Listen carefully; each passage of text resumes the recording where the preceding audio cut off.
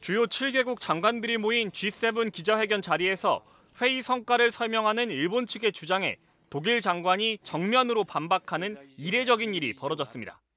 슈테피 렘케 독일 환경부 장관은 어제 일본 삿포로에서 폐막한 G7 기후, 에너지, 환경 장관회의 기자회견에서 일본의 후쿠시마 원전 오염수 방류를 환영할 수 없다고 밝혔습니다.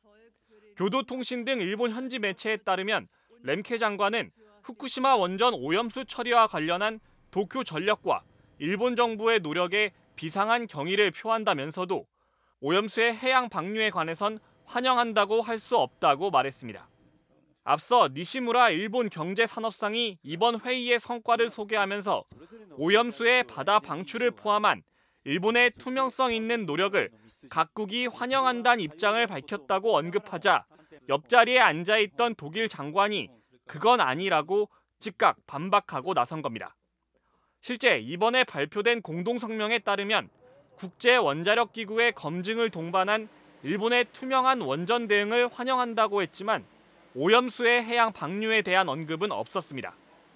니시무라 경제산업상은 회견 이후 취재진에 잘못 말했다며 자신의 발언이 과장됐음을 인정했습니다. 일본은 원래 이번 공동성명에 해양 방류를 위한 일본의 투명성 있는 프로세스를 환영한다는 문구를 넣으려 했지만 다른 국가들의 반발로 실패한 것으로 알려졌습니다. 일본 정부는 올 여름 안으로 후쿠시마 원전 오염수를 바다로 방출할 계획을 가지고 있습니다. 1km 길이의 해저 터널을 만들어 이르면 이번 봄이나 여름부터 후쿠시마 원전 오염수를 바다에 방류하겠다는 일본 정부. 해저 터널 공사도 이제 막바지에 이른 것으로 알려진 상황. 시민단체는 해결 방안 모색과 방류 계획 철회를 요구하고 나섰습니다. 오염수가 바다에 버려진다면 일본과 가까운 부산은 당장 영향을 받을 것이다.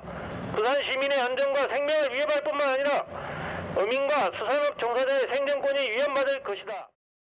방사능 물질의 생물학적 농축에 대한 충분한 연구가 이뤄져 안전성이 확인될 때까지 100년이 걸리더라도 일단 보관하자고 주장했습니다. 방류를 눈앞에 두고 불안감이 고조되는 가운데 국회에서는 긴급 좌담회를 열고 과학적 검증을 통해 국민의 우려를 가라앉히겠다는 입장을 밝혔습니다. 우리 정부의 기조는 확고합니다. 과학적이고 객관적인 검증 방법을 따라야 된다. 그리고 IAEA 등 국제 기준에 따라야 된다는 것. 하지만 시민들은 우려의 목소리를 내고 있습니다. 이제 해산물을 일제히 안 먹게 되지. 바다 생선은 안 먹을 것 같아요. 분명히 영향은 있지.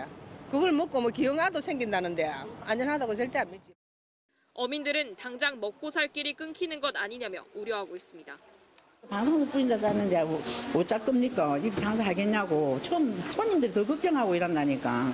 그러니까 어쨌든 이걸 막아주셔야지, 정부에서.